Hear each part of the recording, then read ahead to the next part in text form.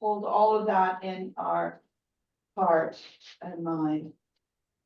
Now, the time we're going to pass the basket around and help support the fellowship and all that we do together. So if I do.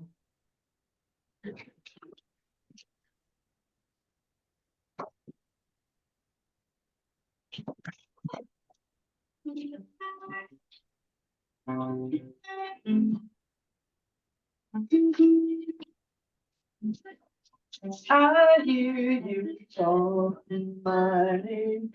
I hear you holding me. I hear you calling my name. I feel you holding me. Calling my name. You holding me. Welcoming me in a circle of your welcoming me in a circle of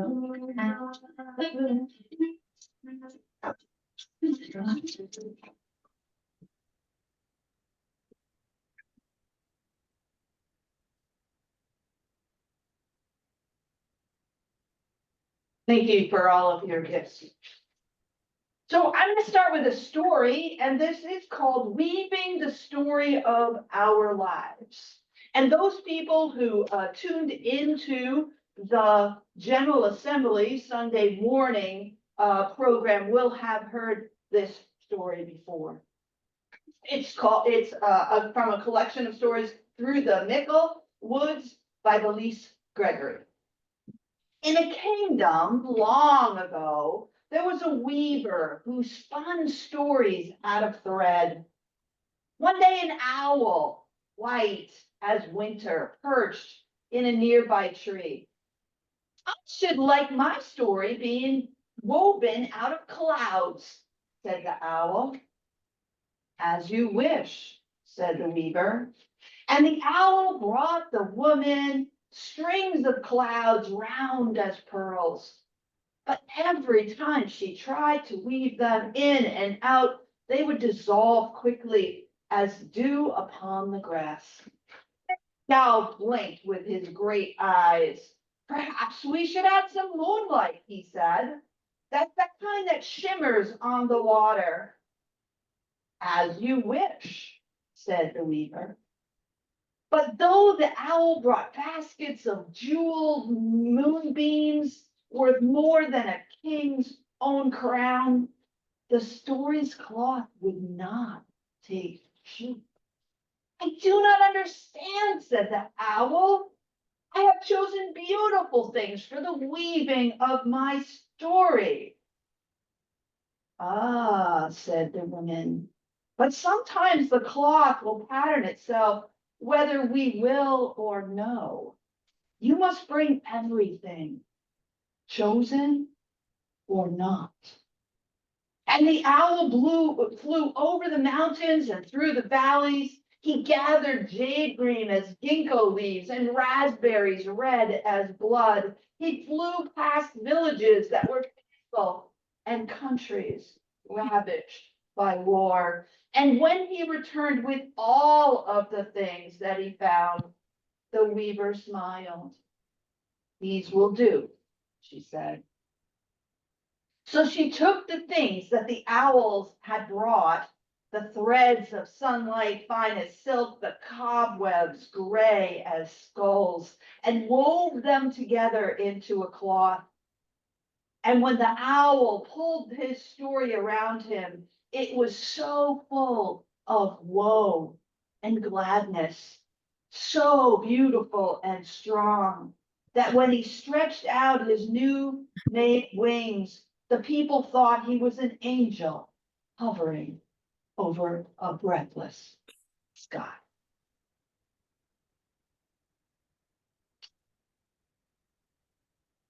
The story points to how our lives are this tapestry, in a way, of very, very lovely things and lots of trials and tribulations. And that's where, for me, my faith in Unitarian, informed by Unitarian Universalism, holds me through those woes and those absolute wonders. And Unitarian, so I'm going to just give a little tiny bit of background, and I know that most of you absolutely know all of these pieces, and we will have the opportunity a little later in the service for you to say what informs your faith as being a Unitarian Universalist. But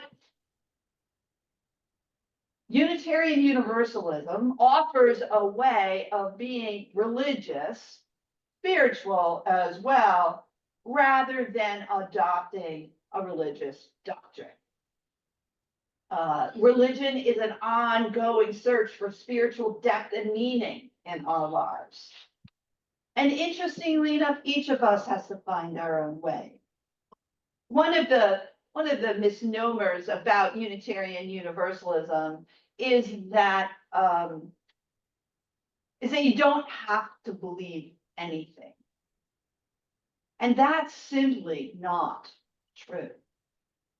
You have to believe in the, you can aspire, we covenant to believe in the search for meaning.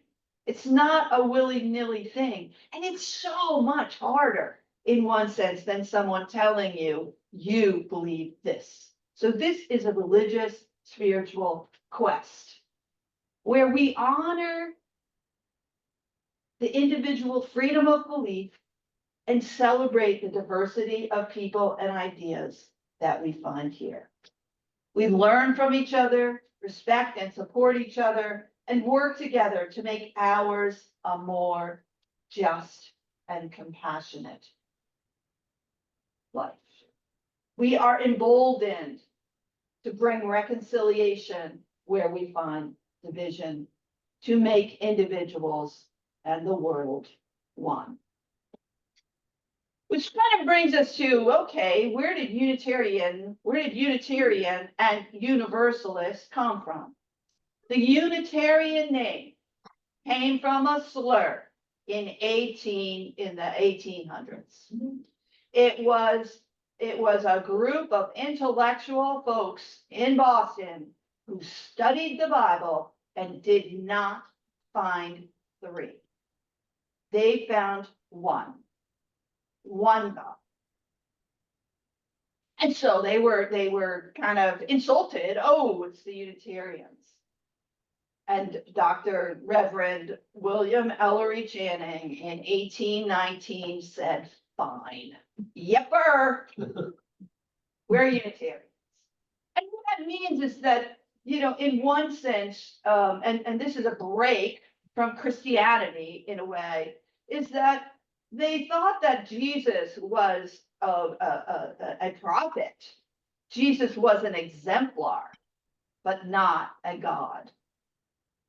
So that's the Unitarian side. Now the Universalists, they were heretical, because at that time most of New England, the Puritans, the Congregationalists, were Calvinists. And Calvinists believed that they were people that were elected to be on God's list. And those elected would go to heaven, and everyone else would go to hell. It didn't matter what you did. You weren't on the list. Too bad. Done.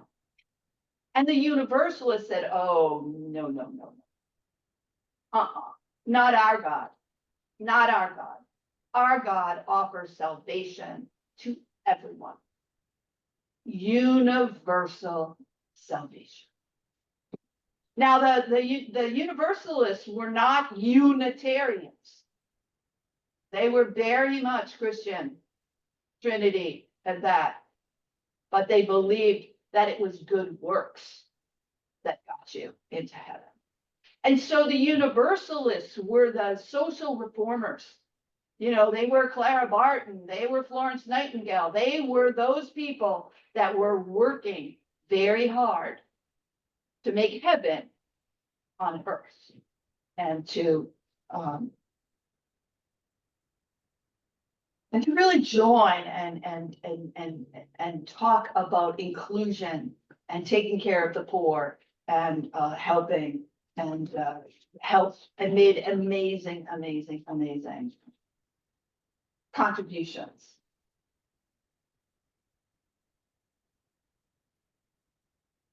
And of course, when you don't have a covenant that you have to believe in, right? There's always this, you are always in a situation where you are moving. So if you notice, our tradition is called a living tradition.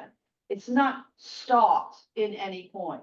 And as soon as the Unitarians kind of got their act together, and then you had the Universalists also kind of moving along, there's an amazing upheaval. And that was the Transcendentalists. And the Transcendentalists said, you know what? We don't even need God. We need nature. We can transcend. And so that was really the next kind of fluidness in the Unitarian theology. Of course, we claim Ralph Waldo Emerson, we claim Thoreau, but actually the powers that be in 1850 threw them out. They did not embrace this. This was, so our tradition has always been moving along. So there's no creed. There's no theological statements that you have to subscribe to be a full member of the community.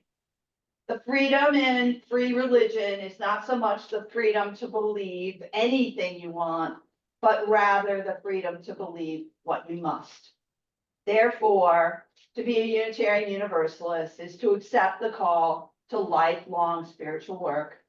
It means constantly seeking your heart, to understand what is true with you, and that we come together to share those beliefs and to seek together. I mean, if you think about our programs over the last 6 months, we had a Jewish person come and tell us her story from, being a Mormon to being a Hasidic Jew. We had the Lenny Lenape. We looked at like how does art like really influence our belief systems and our search for meaning. We talked about the Holocaust and how we can bring more justice to our world. So it's a religion where we encourage our growth. And we hear what's possible. We listen to others who think very differently from us. For me, I grew up before so the Unitarians and the Universalists merged in 1961. The Universalists were very concerned that they would be kind of absorbed. And in one sense, they were right. And we really did move very much post-Christian. But there are lots of ways, and different congregations have, groups, that the Christian Unitarian Universalists, the Buddhist Unitarian Universalists, the pagan Unitarian Universalists. This really is a religion and a denomination that holds at its core the idea that there are many paths to truth. And as a child, I grew up Unitarian Universalist, Unitarian, and then Unitarian Universalist, because my father came from Italy when he was 3, and he was a Catholic, Italian Catholic, and my mother came from Germany when she was 8, and she was a German Jew, and the two of them fell in love in high school, and their parents were appalled, and they eloped at the age of 19 and became Unitarian Universalists. And for me, it was very much, there are many paths to truth, and each one has integrity. So it was a very easy way for me as a child to grow up. Because when I would meet people who would say, oh, I don't know what Unitarian, what religion are you? People used to ask all the time, in my experience, what religion are you? I would say Unitarian. They go, never heard of it. And when that happened, I didn't feel alienated. I felt supported. Like they were being their religion, which I learned. They thought that their way was the only way, and we knew that everybody's way was kind of like had integrity. So when they would say my way was wrong, I go, okay, they're being their religion, I'm being mine. It was very easy. And as it progressed, I mean, the 7 principles came in, and now children are more, and folks who are coming from other congregations can, speak very much toward this, but now children are really being taught open mind, loving heart, helping hands. So it's just for me, being a Unitarian Universalist is a very welcoming, open-minded, open-hearted, helping hands experience that just suits me. It's just always has suited me. It's how I want to be in the world. So, and interestingly enough, so when we belong to things, it's kind of like this inside-outside kind of job, like the outside part of belonging is that this is what we espouse, right? That we're looking at lots of different traditions, that we come from a long line, a very principled, intellectual, thoughtful people and ministers. And so that this is the atmosphere that we swim in. That's the outside of belonging. But the inside of belonging is how we internalize those things. So it's an inside outside kind of job.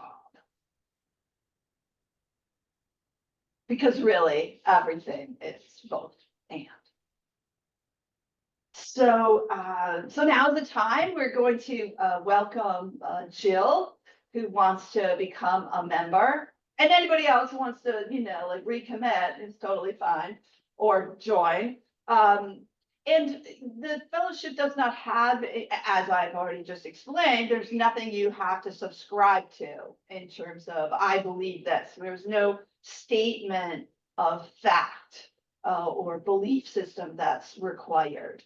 It is required by the bylaws that anybody who joins the fellowship simply needs to make some kind of, needs to sign the membership book, be welcomed into the congregation, and make some kind of contribution of record that says, okay, I'm a member. But there's no requirements for what that is. So what I would like to do is kind of move into a little ceremony. We do need a pen up here. This book, we've had a lot of different, what would you call it? Iterations. We've had a lot of iterations in terms of a membership book. Anyway, but Heidi's daughter actually created this book where she used calligraphy and put everyone's name in. So these were the 87 people: Tom Perry, Alex Ann Perry, Deborah Lazarus, Clyde B. Rue, Raymond Pontier, Barbara Pontier, Margaret Brewster, Kara Gunderson, Helen Sidwell, Theo Sidwell, Gilbert Mende, George Bailey, Sophie Krongle, R. Urban Krongle, Glenn Pontier, Laurie Stuart, Helga E. Anjar, Ann Rue, Tom Rue, Jack Niflot, Carol A. Irving. And those were founding.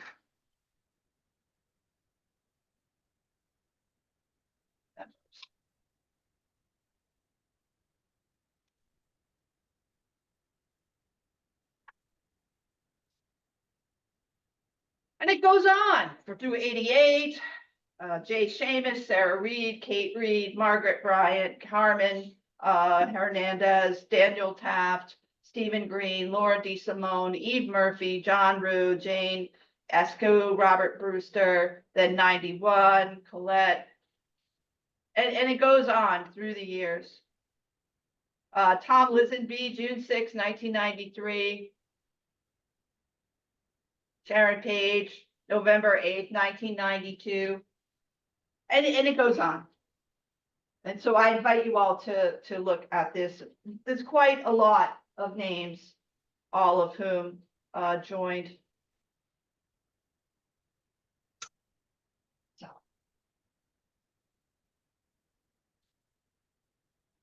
All right, and so we'll just have Jill, we'll put the date. Today is September 15.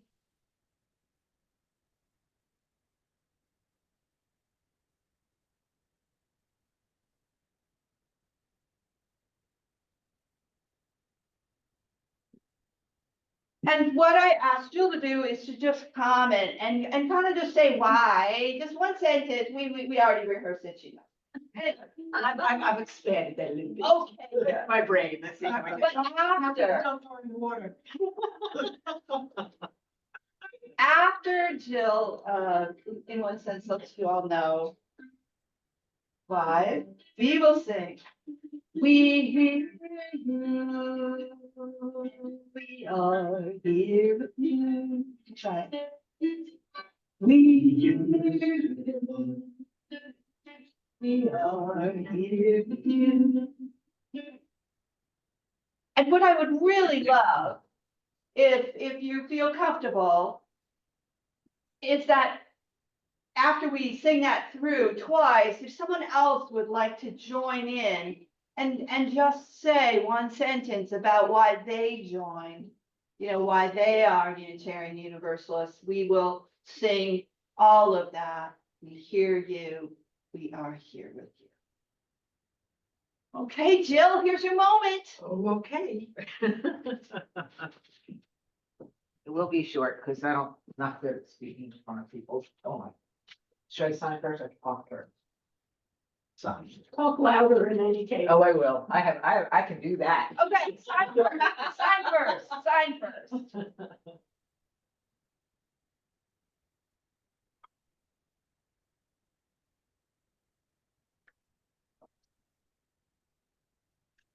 Thank you all for welcoming me into.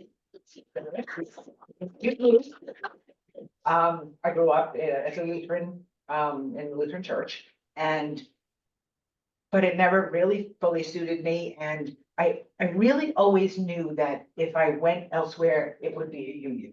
I did. And so here I am, and I am very grateful for Tom because coming into my life got me here. And I'm very grateful. Thank you, dear. And grateful to be part of this community and the social justice and Mother Earth and spirituality. It was me. So here I am. And thank you. Okay. We hear you. We are here with you. One more time for emphasis. We hear you. We are here with you. Thank you.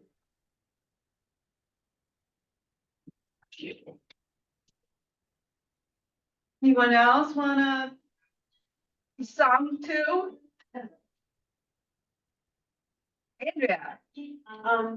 I joined Unitarian Universalism and the church in Philadelphia, Unitarian Society of Germantown, in 1986. And the reason that I did was because I really felt the sense of community in that congregation. And I felt that people were there for me, as well as I could make a contribution and people were there for me. And over the years, I've come to realize that idea of community was too insular And I have really been devoting a lot of my time over the years to helping the congregation to broaden that sense of community, to broaden that, the idea of welcoming others into that community. So that's my. We are here with you. We hear you. We are here with you.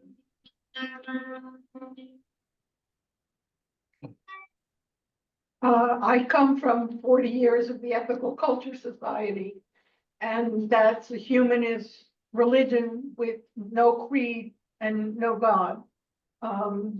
It basically says, if you bring out the best in others, you bring out the best in yourself. And this was the closest I could find to ethical culture without driving 2 hours back to my home congregation.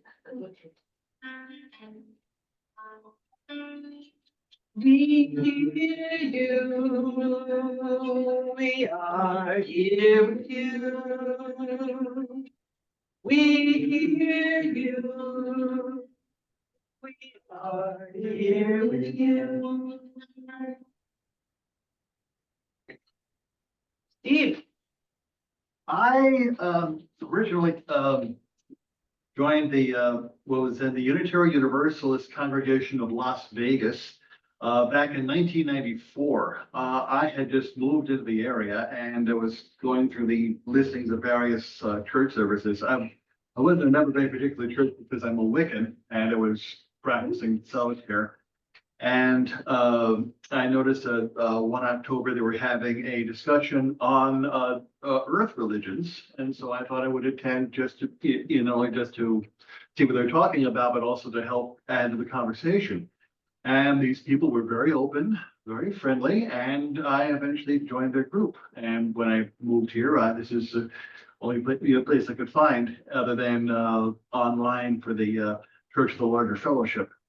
So. I've been with this group for about, I guess, like 5 years now. We hear you.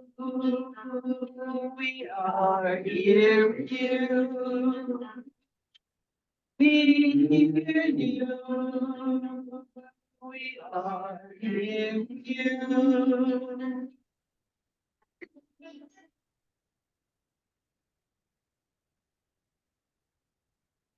Rudy.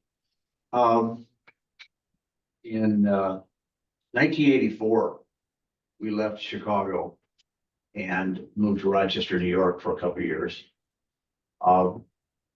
And I was interested in some kind of religious community and some kind of church, having grown up in the Church of Brethren, which was socially concerned about things, but not necessarily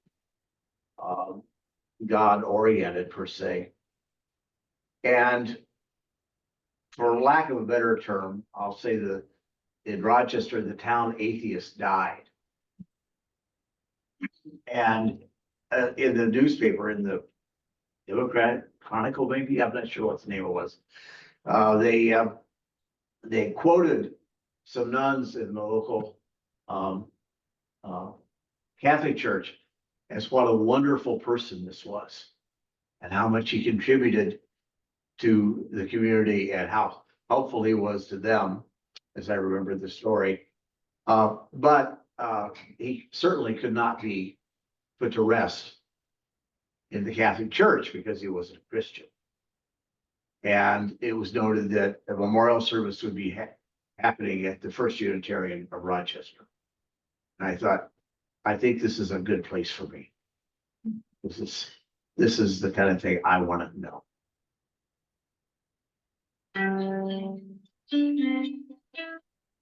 We hear you. We are here with you. We hear you. We are here with you.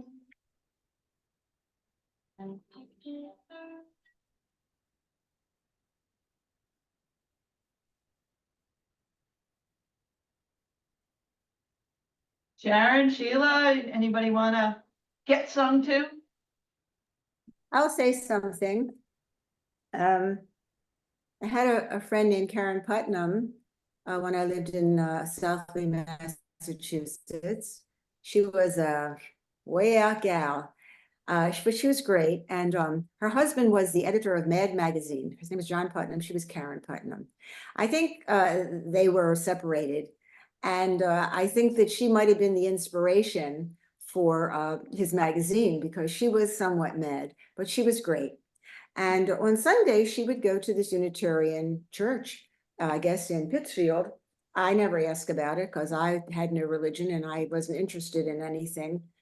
I didn't think it was necessary. So, but on the way back, she would always stop and I'd have coffee for her and had baked something. So she always knew there was something there on her way back home. She may have already had stuff at their coffee thing, but she would stop by and we were friends. She lived down the road.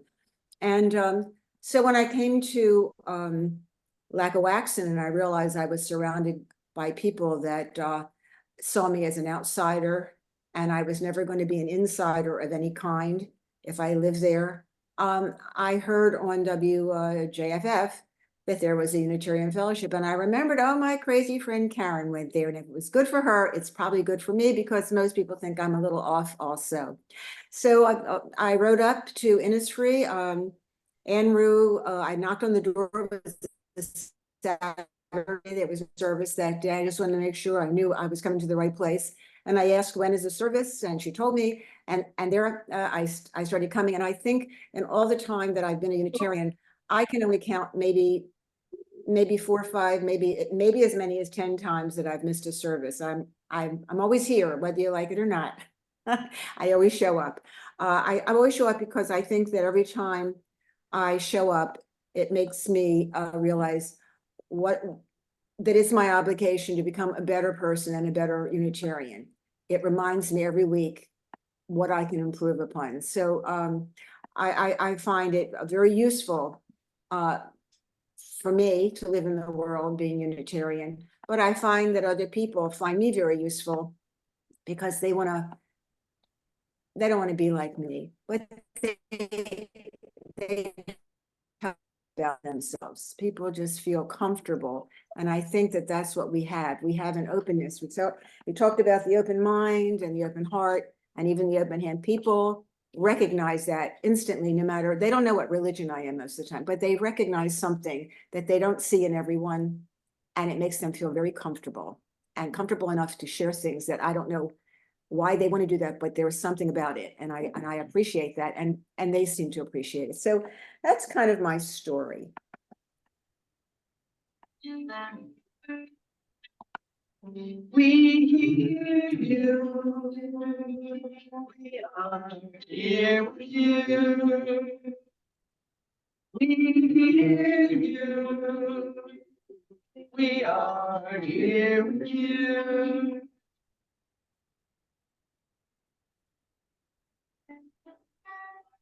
Sheila.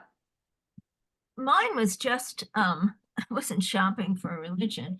And Jenny Nostrom was a very good friend at the time. And Pat Sanders also had solicited us to join the executive board of the library, the Friends, which now I guess I've been on 14 years.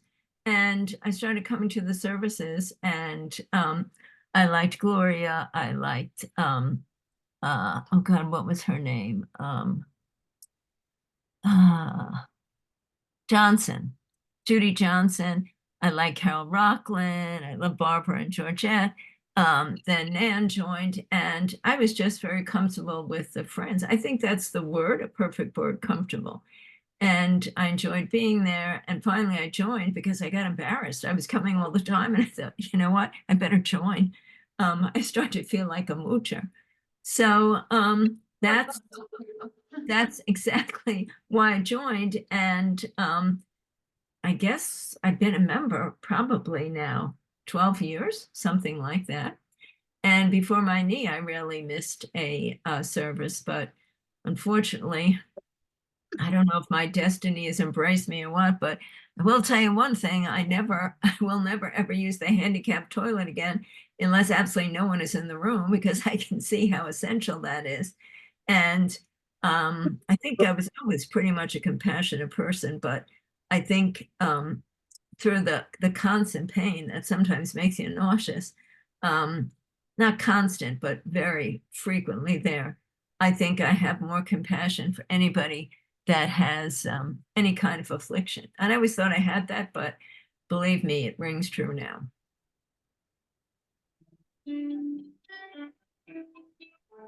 We hear you, we are here with you. We hear you, we are here with you.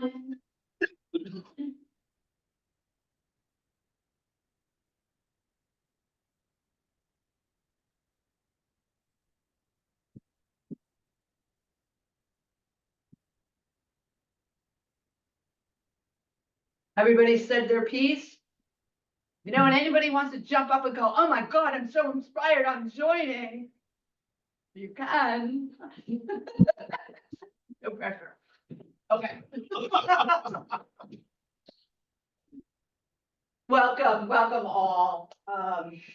The closing words are a poem called Shaking the Tree by Jean Lohman.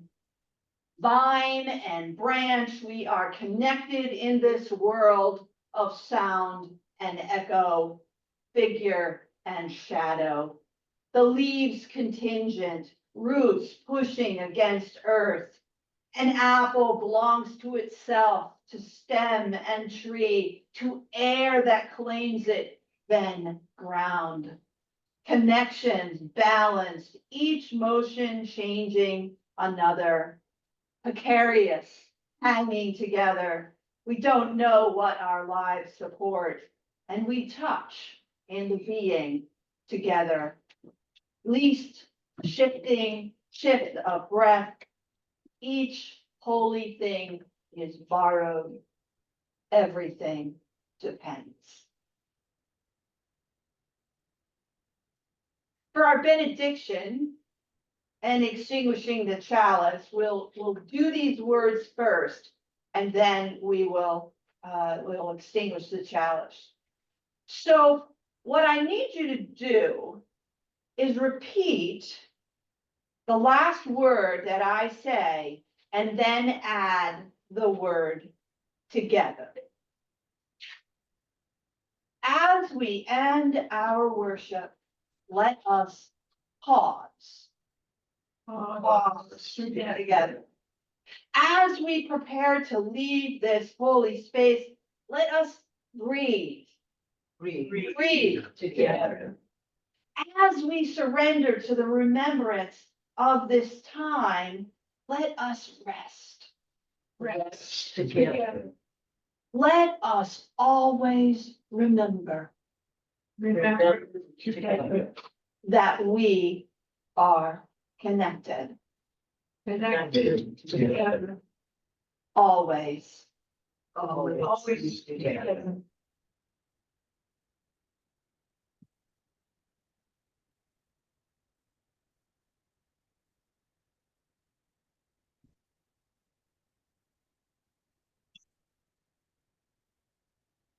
We extinguish this flame, but not our quest for truth, meaning, justice, and good works in the world.